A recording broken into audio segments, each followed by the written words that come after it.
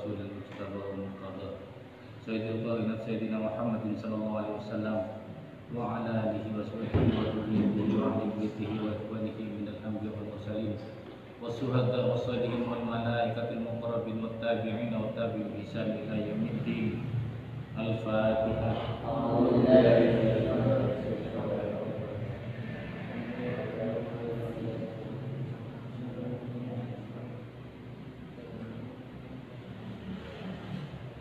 Semua salillah Syekh Ahmad bin Zaid al-Hasan Syekh Nawawi bin Umar al-Jawi Syafi'i al-Fatihah.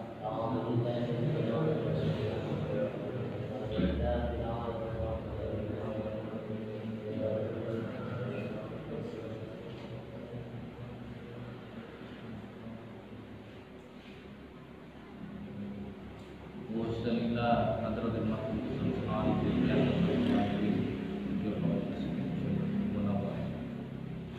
semua salillah radhiyallahu anhu wal ulama al-amilin wal ummatil mujtahidin minna wa yudna madadi ma yawna bi barakatihim wa anwarihim wa syararihim wa mujtahidin wa dunya wal akhiratil Fatihah.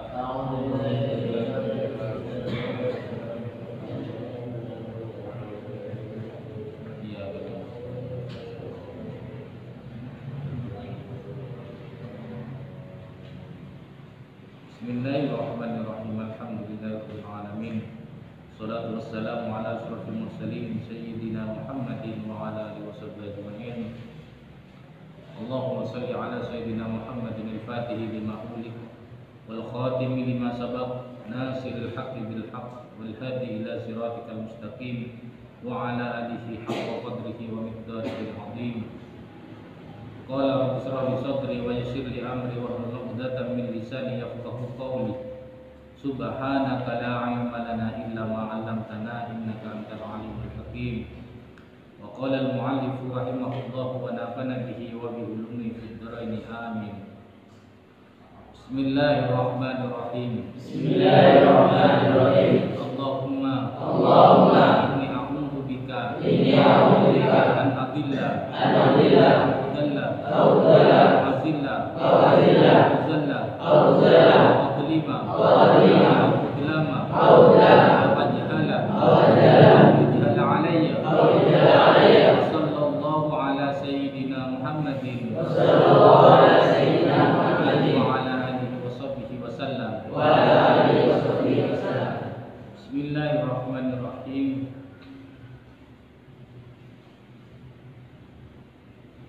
Aslul imani an ta'taqida anna Allah ta'ala mawjudun wa annahu ta'ala wahidun la syarika lahu wa la mithla lahu wa la shibha lahu laisa kamitslihi syai'un wa huwa as-sami'ul basir. Khalaqas samawati wal ard wa khalaqal mauta wal hayata wat ta'ata wal ma'siyata was sihhata was saqama wa jami'al kauni wa ma fihi. Bismillahirrahmanirrahim. Wa aslul imani adapun usul iman, pokok iman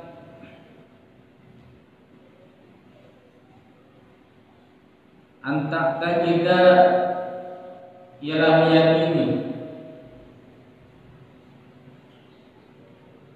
antak tajida ialah meyakini annallaha ta'ala sesungguhnya Allah halim maha luhur Allah mawjudun ialah ada.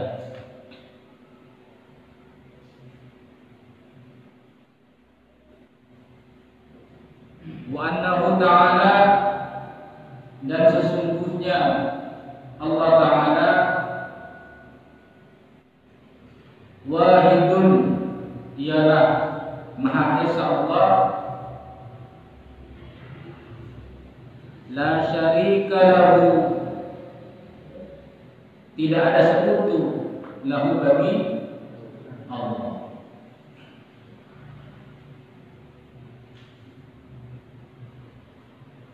Wala mithla lahu, dan tidak ada yang semisal, tidak ada yang sama lahu bagi Allah. Wala syibha lahu, dan tidak ada yang menyerupai lahu bagi Allah.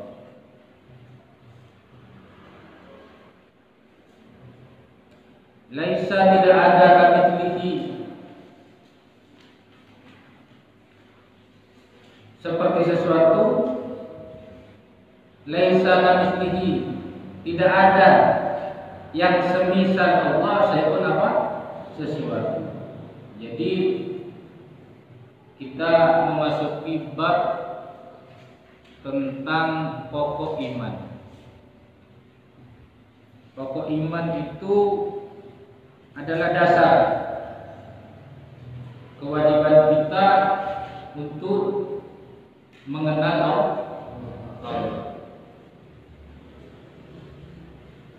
Awwalu wajibin minal insan ma'rifatullah. Jadi kewajiban utama bagi kita manusia adalah mengenal Allah. Bagaimana caranya mengenal Allah? Mengenal Allah ada yang dengan cara an-nazar. Kita mempelajari, mengkaji tentang sifat-sifat Allah, sehingga kemudian kita tahu tentang zat Allah. Atau dengan cara taklid, rok-norok, mencontoh orang tua kita meyakini bahwa Allah itu ada, maka kita juga meyakini bahwa Allah itu ada. Orang tua kita sholat, maka kita juga ikut. Nah, itu taklid. Dan itu juga ada ulama yang membolehkan, dan itu sama-sama boleh. Tapi yang terakhir ini ada ulama yang tidak memperbolehkan. Artinya apa?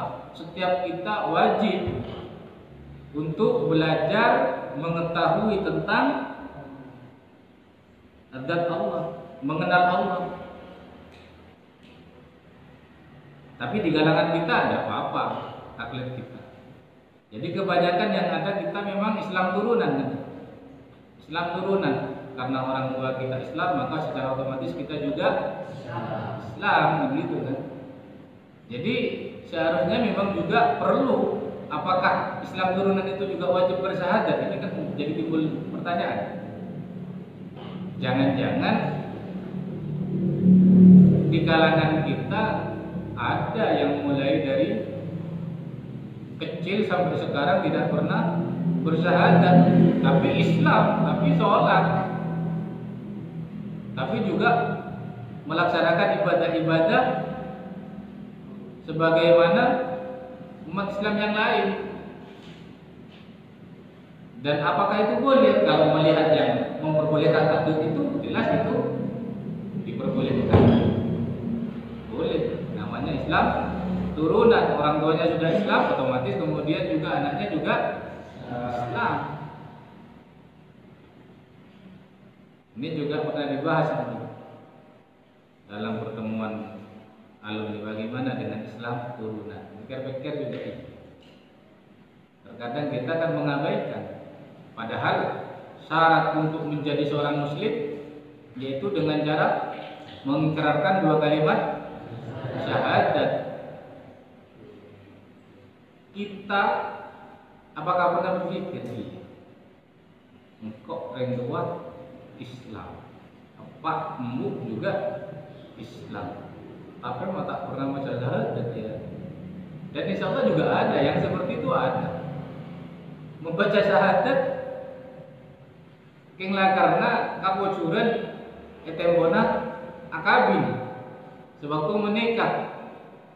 Waktu menikah, kan setelah khutbah nikah, ayo sebelum akad kita ngajarin Islam dan nasi kubur. Asyhadu an la ilaha illallah, dibimbing. Dan yang Islam keturunan itu juga banyak yang memang tidak baca syahadat. Dan itu kalau masuk ke taklid itu dibolehkan. Karena orang tuanya Islam, maka secara otomatis juga Islam. Yang tidak diperbolehkan, kalau orang tuanya sholat, anaknya tidak sholat. Itu yang tidak diperbolehkan. Islam, sholat enggak. Padahal bedanya antara Islam dan bukan Islam dan non-Muslim adalah di sholat itu. Sholat. Ya kalau kemudian kita tidak sholat, maka apa bedanya? Ya, maka bersyukur bagi kita, terutama bagi para santri yang mondok di pesantren, karena sewaktu di pesantren insya Allah sholatnya terjaga, terkoordinir. Berikut juga dengan sholat jamaahnya. Bagaimana dengan anak-anak yang tidak mondok? Saya tidak bilang semua, tapi kebanyakan, dan itu survei membuktikan bahwa saya pernah bertanya, apakah kamu sholat? Iya. 5 waktunya sholat? Nah, tahu.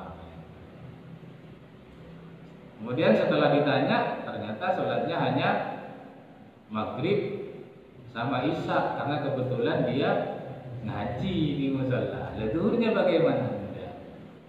Asarnya bagaimana? Terus subuhnya, apalagi subuhnya. Sama orang tuanya bagaimana? Enggak. Dan ini bukan katanya, Saya nanya langsung. Orang tuanya sholat, iya sholat. Oh niser. Anak namanya tak isolor, padahal dia jelas ngurusin dia pun bisa sholat. Kita sampai sudah 7 tahun anak-anak kita untuk melaksanakan sholat. Buat beribu wadaya dan asri. Jadi pukul kalau kemudian sudah usia 10 tahun, tapi kemudian tidak sholat. Jadi pokok iman yang pertama itu adalah meyakini dengan adanya Allah. Bagaimana caranya? Ya dengan mengenali tanda-tanda Allah. Ayat-ayat Allah, adanya alam ini merupakan tanda Allah. Adanya kita ini tentu,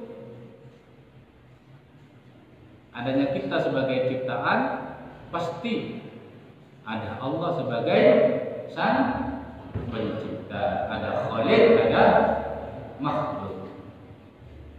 Makanya pada zaman dulu pernah suatu ketika Imam Abu Hanifah pernah diundang dengan seorang ateis yang memang sengaja ingin menjatuhkan martabatnya Imam Abu Hanifah. Mengundang, tentu si ateis ini tidak percaya dengan adanya Tuhan. Ateis itu kan tidak beragama, dia tidak percaya dengan adanya Tuhan. Dia meminta dalil konkret kepada Imam Abu Hanifah. Bagaimana caranya Imam Abu Hanifah itu membuktikan tentang adanya Allah. Kemudian ditentukan waktu dan tempatnya. Anggaplah barangkali kalau sekarang hari Minggu, di Minggu pagi jam 9 ditentukan. Tapi kemudian Imam Abu Hanifah ini punya trik. punya trik. Saya tidak akan datang tepat waktu. Acaranya digelar jam 9, ternyata Imam Abu Hanifah datangnya jam 11 siang. Ditunggu. Sewaktu ditunggu, ternyata setelah jam yang sudah ditentukan, Imam Abu Hanifah juga tidak muncul. Sampai jam 10 masih belum datang Imam Abu Hanifah. Sampai jam 11 baru kemudian lewat, baru Imam Abu Hanifah datang. Geger. Imam Abu Hanifah tidak tepat waktu. Imam Abu Hanifah takut untuk berdebat dan lain semacamnya. Sudah argumen, sebuah serangan ditujukan kepada Imam Abu Hanifah pada waktu itu. Ternyata Imam Abu Hanifah nyampaikan, tunggu dulu, jangan marah dulu. Saya datang terlambat ini ada alasannya. Bukan karena faktor disengaja. Apa alasannya?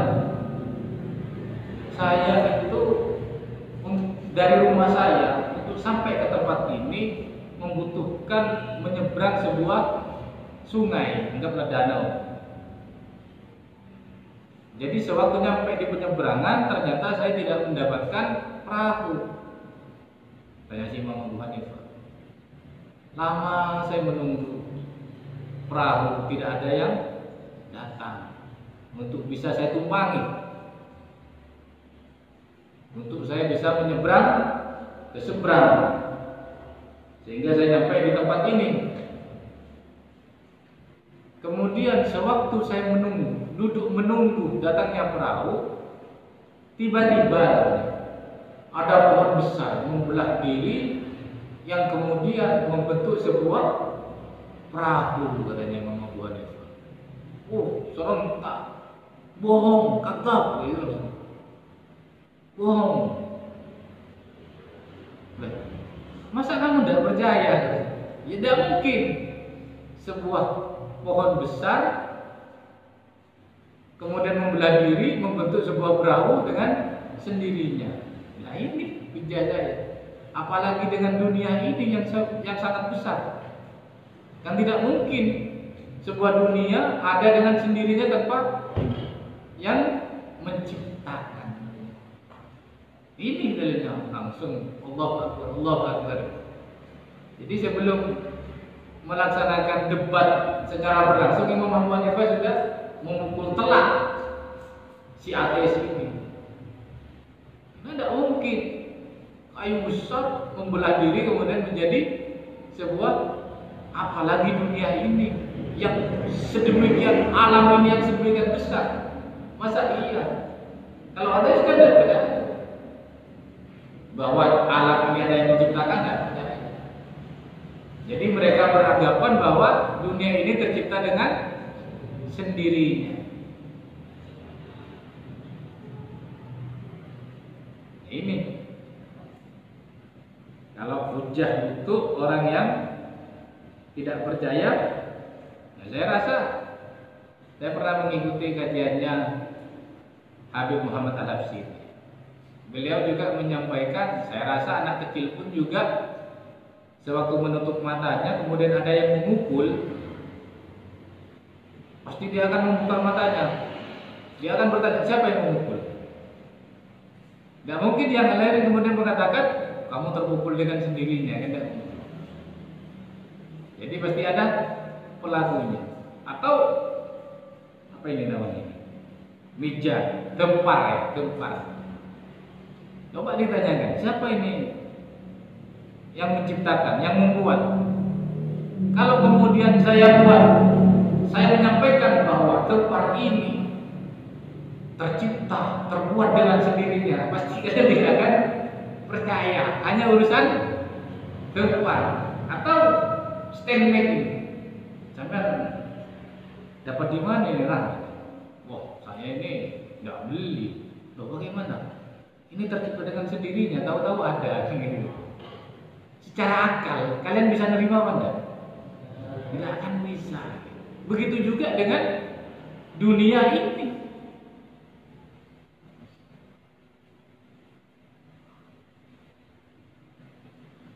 Sama halnya juga dengan lahirnya Nabi Allah Isa alaihissalam. Kita ketahui bahwa Nabi Allah Isa lahir dari seorang ibu tanpa ayah. Kalau kemudian kita tidak perlu belajar tauhid, maka akal pikiran kita tidak menerima juga. Tapi kalau kemudian kita bertauhid, kemudian menafsiri tentang kejadian lahirnya Nabi Isa, justru di situ letak apa? Kekuasaan Allah, letak keberadaannya Allah. Kalau Allah bisa menciptakan Nabi Adam yang tanpa ayah dan tanpa ibu, apakah mustahil bagi Allah menciptakan seorang anak tanpa seorang ayah? Justru di situ letak dalilnya, letak penguatan dalilnya di situ. Kalau kemudian Allah berhasil, kalau kemudian Allah kuasa menciptakan Nabi Allah Adam tanpa melalui proses seorang ayah dan seorang ibu, apalagi hanya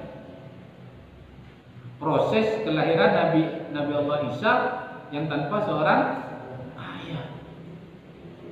Itu di sini yang menunjukkan kekuasaan Allah, keberadaannya Allah.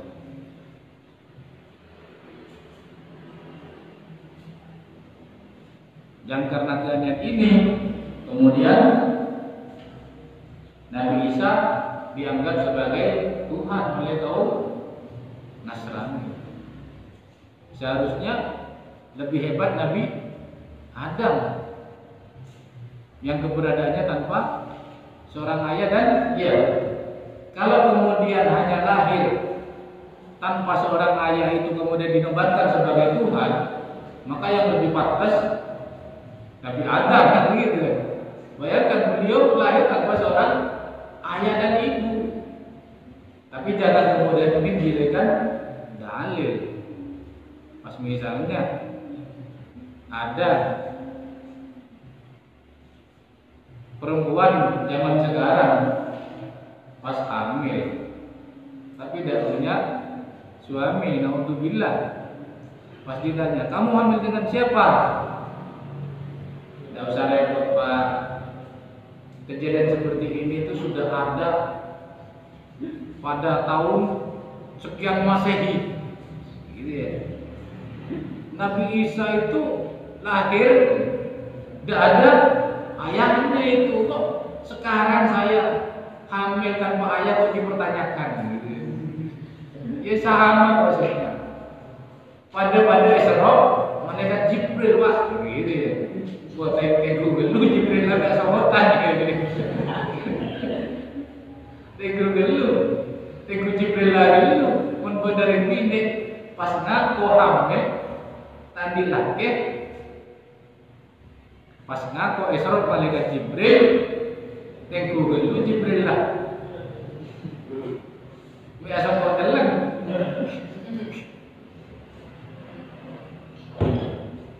Tapi yang seperti itu jangan dijadikan dalil ya. Pikir pas saya mau ngomongkan seperti ini, betul di sini adalah letak kuasanya Allah gitu. Bisa menciptakan anak lahir tanpa seorang ayah. Ini pasti dijadikan dalil pasti ya Mas. Bukan seperti itu maksudnya. Yang ini murni, bukan tanpa proses.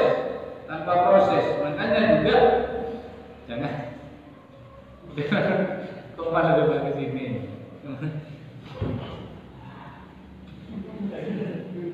Wa annahu ta'ala, dan sesungguhnya Allah Ta'ala wahidun, ya Maha Esa Allah, la syarika lahu, tidak ada sekutu lahu bagi Allah. Pernah suatu ketika Nabi Muhammad itu ditanya oleh kaum musyrikin, kaum kafir Quraisy, ditanya, "Ya Muhammad,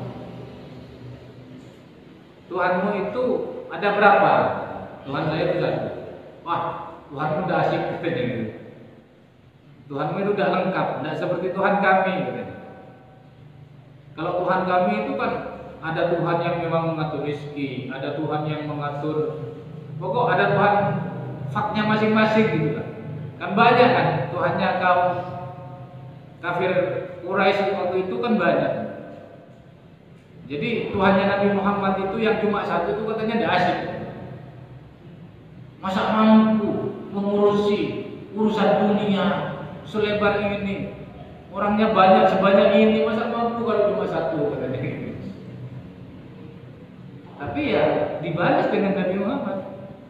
Dan justru yang asik itu saya. Kan repot kalau kemudian Tuhannya itu banyak. Kita bingung, yang satu nyuruh begini, yang satunya nyuruh begini. Jadi bingung kita. Pikir dengan orang kafir itu masuk akal. Karena Islam itu memang agama logika, agama logika.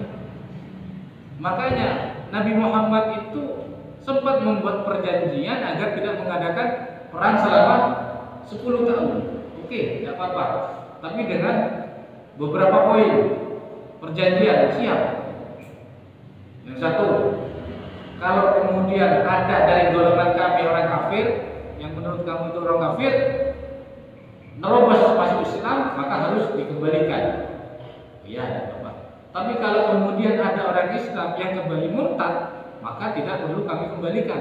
Ini kan perjanjian yang tidak seimbang. Jadi kalau ada orang kafir yang masuk Islam, maka orang Islam Nabi Muhammad wajib mengembalikan kepada orang kafir. Termasuk itu Abu Jandal itu ya, bin Suhaib bin Amr, itu sempat nerobos ke perjanjian. Ya, dengan sangat terpaksa dikembalikan ke keluarganya. Sekalipun beliau itu sudah mendengarkan 2 kalimat syahadat dan beberapa poin. Termasuk untuk tahun ini umat Islam dilarang untuk berkunjung ke Baitullah. Iya, Bapak. Sampai Sayyidina Umar juga tidak terima kok. Ini kok mengenakan, kok berat sebelah. Nabi Muhammad mengalah saja. Iya, saya hanya minta satu. Apa? Tolong jangan dilarang masyarakat untuk berdiskusi tentang agama saya. Oh iya, tidak ada efeknya itu kalau cuma berdiskusi kan tidak ada efeknya. Yang kemudian dari diskusi ini Islam berkembang. Kira-kira di Islam, orang Islam itu pimpinannya siapa? Rasulullah. Pimpinannya Muhammad bin Abdullah. Katanya mulai didiskusikan. Di kita pimpinannya siapa? Abu Jahal, kata gitu. Abu Jahal. Terus kemudian kedua pemimpin ini sama-sama dibandingkan. Bagaimana sifatnya? Muhammad itu pernah bohong apa enggak? Enggak. Dia dulu terkenal dengan julukan Al-Amin, orang yang terpercaya. Sedangkan Abu Jahal kan mulai dipikir. Jadi cerdasnya Nabi Muhammad seperti itu. Meskipun perjanjian-perjanjian yang sempat tidak menguntungkan kepada umat Islam, Nabi Muhammad mereka iya. Tapi saya minta satu, tolong diskusikan agama saya. Agama Islam ini didiskusikan. Kenapa? Kemudian pikir, Tuhannya Nabi Muhammad itu namanya siapa? Allah. Tuhan kita banyak. Dan Lata dan Uzza kan banyak. beserta langit dan bumi. Kan masuk akal. Kalau seorang sebagai Tuhan menciptakan langit dan bumi beserta isinya. Sedangkan Tuhan kita kan kita yang menciptakan. Kan sudah mulai kerek gitu. Jadi yang masuk akal ini lama-lama ya agama kamu gitu ya. Karena yang Islam itu agama logis. Sama seperti tadi gitu. Islam mengabarkan bahwa Allah yang menciptakan langit dan bumi beserta seisinya. Katanya orang ateis, langit dan bumi ini tercipta dengan sendirinya. Maka dengan Imam Abu Hanifah, saya tadi sewaktu menunggu, tahu-tahu ada pohon besar membelah diri kemudian membentuk sebuah perahu. Nggak mungkin, bohong kamu. Justru itu yang kemudian menjadi senjata menyerang kaum ateis ini. Apalagi kalau hanya sebatas perahu, engkau tidak percaya. Apalagi dengan adanya alam semesta. Begitu. Ini yang kemudian dijadikan hujah oleh Imam Abu Hanifah. Wala mithlahu, dan tidak ada yang semisal lahu bagi Allah. Ini sudah ya. Ini berbeda dengan orang Wahabi yang meyakini bahwa Allah itu sama seperti makhluk. Allah itu punya wajah, berwajah tampan. Allah itu punya tangan, punya kaki. Itu pemahamannya orang Wahabi. Allah bertempat di arsy dengan mengambil dalil innallaha 'alal arsyis tawa. Allah itu bersemayam di arsy. Mereka mengatakan bahwa mereka berpendapat bahwa bersemayam itu sama dengan duduknya seorang raja di singgasana. Dijelaskan bahwa Allah itu mewujud, Allah itu ada. Yang sangat masyhur juga, banyak pertanyaan bahwa kalau Allah itu ada di mana? Banyak kan? Kadang orang-orang usil. Bahkan beberapa tahun yang lalu sewaktu saya KKN, kami dan teman-teman para santri Salafiyah Syafiyah Sukorejo juga bertemu dengan orang yang aneh seperti itu. Ngetes, nyoba, Allah itu ada. Allah itu ada. Allah itu ada di mana? Teman-teman bingung pada waktu itu mau jawab di mana. Kami juga tidak tahu Allah itu ada di mana kan begitu ya. Jadi kemudian saya itu tahu masih, saya tanyakan, sampean itu tanya tentang keberadaannya Allah. Padahal Allah itu yang menciptakan tempat dan waktu. Jadi yang menciptakan tempat dan waktu ini adalah Allah. Apakah masih pantas Allah itu dipertanyakan keberadaannya? Kalau sewaktu tempat itu belum diciptakan oleh Allah, kemudian Allah ada di mana? Saya sampaikan seperti itu.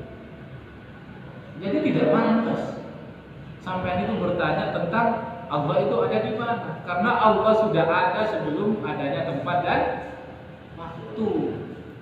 Tidak perlu. Kok sampean nyari bertengan katanya Allah itu ada. Jadi kemudian mereka memahami tentang bersemayamnya Allah di atas arsy itu sama dengan bersemayamnya dengan duduknya seorang raja di singgasana. Kalau kemudian kita memahami seperti itu, jadi kan kurang kopi. Ya, seharusnya memang bahas tauhid seperti ini harus disiapkan kopi ini, biar tidak salah paham maksudnya. Tapi bahaya ini kalau misalnya kemudian gagal paham di sini. Karena memang kalau kemudian Allah itu duduk seperti duduknya seorang raja di singgasana, berarti kan tempat duduknya harus lebih besar dari Allah, kan begitu kan? Berarti kan kalau sudah arasnya itu lebih besar dari Allah, kan bukan Allah Akbar. Kan begitu kan? Logikanya kan begitu. Jadi tolong jangan dipahami bahwa bersemayamnya Allah di aras sama seperti duduknya seorang raja di singgah sana, tidak sama.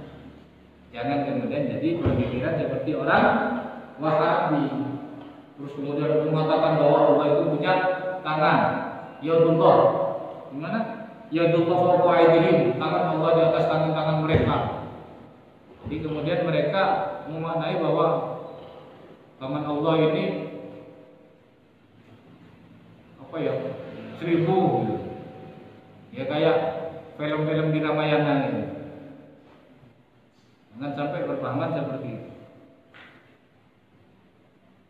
Terus kemudian memaknai seperti datangnya Allah seperti panglima pasukan. Wajah rabbuka wal malaku soffan soffa. Malaikat berbaris, Allah datang. Ini kayak komandan upacara ini kan. Ini jangan sampai kemudian kita berpikiran sejauh itu. Makanya kita diwajibkan adanya belajar ilmu kalam. Ada batasan-batasan. Ada batasan-batasan yang memang bukan ranahnya akal pikiran, maka jangan kemudian kita terlalu menembus. Cukup meyakini bahwa Allah itu ada. Bisa dipahami dengan cara taklid ataupun dengan cara belajar tentang zat-zat Allah. Di kita sudah disiapkan seperti kitab-kitab ya Ilmul Kalam karangan Syaikhul Hasan Al-Asy'ari dan juga banyaknya kitab yang menerangkan tentang sifat-sifat Allah. Makanya di NU kita punya kitab yang seperti itu. Karena di luar terkadang tidak percaya dengan kitab-kitab seperti itu. Di kita diatur dengan ilmu kalam. Jadi kita tidak terlalu bebas berpikir dengan akal pikiran, tapi juga tidak terlalu kaku menafsiri atau memahami nas hadis dan Al-Quran. Paham ya? Jangan sampai gagal paham di sini ya. Ini mereka juga menjelaskan tentang tauhid seperti ini. Wa huwa adapun Allah, wa huwa adapun Allah as-sami'u, ialah Maha mendengar, al-basirun, dan Maha melihat. Khalaqa menciptakan sebab samawati kepada langit wal ardh dan bumi. Wa khalaqa dan menciptakan Allah al-mauta kepada maut wal hayata dan hidup. Jadi Allah menciptakan langit, Allah juga yang menciptakan bumi. Allah menciptakan hayat yang maha menghidupkan, dan Allah juga maha mematikan. Wa ta'ata dan ketaatan, wal maksiata dan kemaksiatan. Dalam beberapa kesempatan yang dulu saya juga pernah menyampaikan bahwa antara taat dan maksiat ini tidak bisa bersamaan. Sama halnya seperti adanya gelap dan terang. Jadi sewaktu adanya kemaksiatan di situ karena faktor tidak adanya ketaatan. Adanya gelap karena tidak adanya cahaya, begitu ya. Jadi pemahamannya adanya kemaksiatan karena tidak adanya rasa taat di situ. Sama halnya dengan adanya gelap karena tidak adanya cahaya. Karena memang ini tidak bisa bersamaan. tidak bisa bersamaan. Sewaktu ada cahaya, seperti lampu ini dihidupkan, begitu lampu ini dihidupkan, otomatis gelapnya langsung kabur. Larinya kemana coba? Tidak ada, iya kan? Tidak ada. Oh, ngetek kemudian labang, tidak mungkin gitu deh. Begitu dibuka hilang boleh kan gitu. Ya, karena memang adanya dua sisi seperti itu. Adanya kemaksiatan karena tidak adanya ketaatan. Kalau adanya ketaatan dalam hati kita pasti tidak akan ada maksiat. Sama halnya seperti gelap dan terang. Adanya gelap karena tidak ada cahaya. Begitu ada cahaya pasti gelapnya hilang. Dan itu tidak perlu ditanyakan larinya itu kemana ya? Berpikir begini rumah. Iya ya. Enam kero kan petang. Bila jadi kamu mustahil petang. Nanti dia ya. Tidak perlu. Tidak ada adanya gelap ya karena tidak adanya cahaya. Itu tidak ada. Sama halnya juga wasihata wasaqoma. Allah juga menciptakan sakit, wasaqoma dan wasihata dan sehat, wasaqoma dan sehat, sakit gitu ya. Yang kemudian ini menjadi faktor al-mauta wal hayat. Apa mati? Coba kencing manis. Kenapa kok meninggal? Kena corona gitu ya. Padahal pada hakikatnya juga Allah yang menentukan. Idza jaa ajalun la yastaghfiruna sa'atan wa la yastaqdimun. Pelaku utamanya kan malaikat maut, bukan karena corona. Orang meninggal. Pernah saya cerita tentang proses pengangkatan malaikat maut ya? Hah? Pernah cerita? Belum? Hah? Pernah?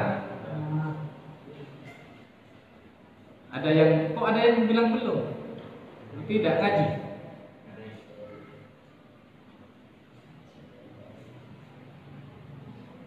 Sepertinya pernah ya.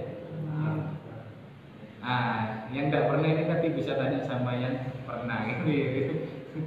Dulu ada kiai sebelum ceramah memang tidak punya bahan gitu. Ada bahan.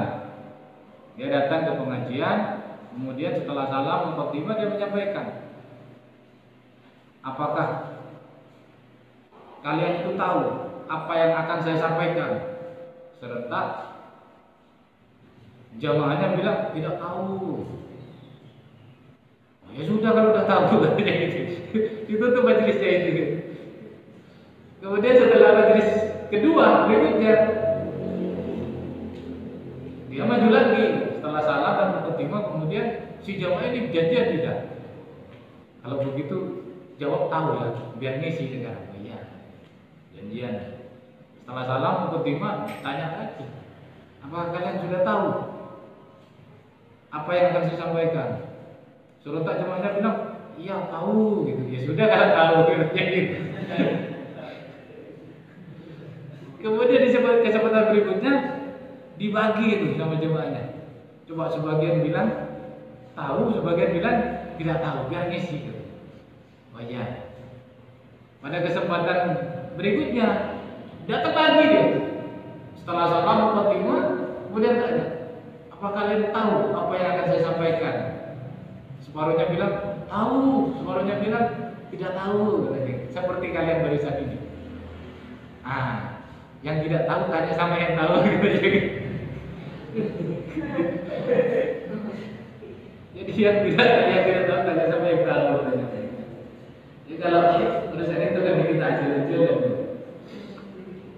Padahal memang intinya tidak punya bahan. Gitu. Sama halnya dengan seorang santri yang malas. Tidak belajar waktu di pondok karena seorang santri setelah pulang dibutuhkan oleh masyarakat untuk memimpin tahlil dan lain semacamnya. Tapi si santri ini lakonnya tedung melulu desa. Desa.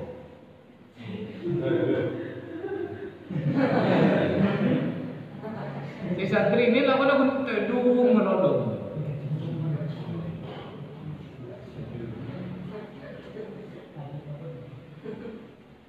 Kemudian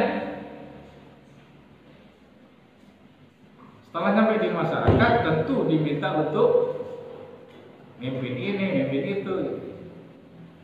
Pas kebetulan pas acara tahlil bersama, karena satu-satunya santri di situ, kemudian diminta untuk memimpin acara tahlil. Kemudian si santri ini mau maju saya tidak tahu, mau nolak juga gengsi, saya kan santri. Padahal saya di pondok dulu cuma tidur tok, tidak belajar. Akhirnya ya bismillah sudah. Memang gaki memimpin tahlil. Ayo ikut semua, dulu dikri la ilaha illallah, la ilaha tahlil. Ikut jamaahnya semua, banyak jamaahnya. Geng pas apes mau menghentikan itu tidak tahu. Baru mengajarkan mabur sampai nanti seperti itu sama. Dengar saya. Nanti tidak tahu nanti kamu berhentikan caranya tahlil itu. Jemaahnya imamnya kopak, norok kopak juga di belakang itu. Tambarannya la ilaha illallah murah tambarannya kayak begini. Jangan sampai jadi seperti itu sama. Ngaji kok tidur. Wasihata dan kesehatan, wasaqoma dan sakit. Wa jami'al kauni dan seluruh al-kauni alam semesta. Wa dan sesuatu fihi di dalam alam semesta. Jadi Allah yang menciptakan langit dan bumi, Allah yang menciptakan al-maut dan al-hayat, Allah yang maha menghidupkan dan maha mematikan, Allah juga menciptakan wa-ta'ata wal maksiata, ketaatan dan kemaksiatan, was-sihata was-saqama, dan juga Allah menciptakan sehat dan sakit, dan juga seluruh alam semesta dan beserta isinya. Wa khalaqal khalqa wallahu a'lam bissawab. Al-Fatihah. Alhamdulillahirabbil alamin.